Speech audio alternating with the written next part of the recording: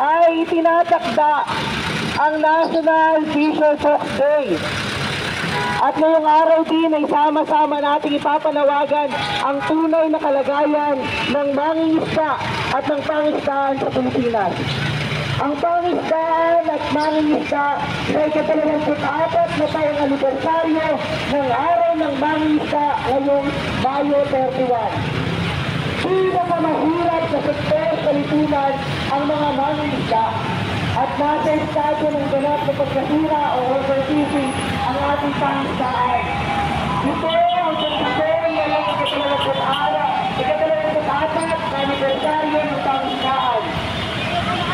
Ito ang pagkasira ng ika-24 na anibersaryo ng Resolution number 261 in the 2000 na nagkaroon ng Mayo 31 International Fisher Folk Day.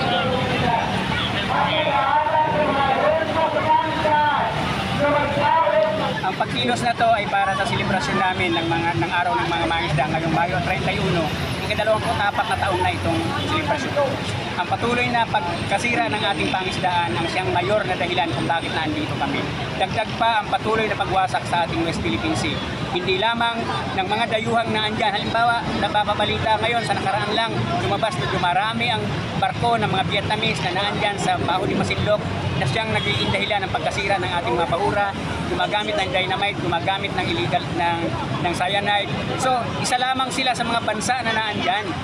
At ang epekto nito ay pangmatagalang epekto kapag nasira ang ating karagatan.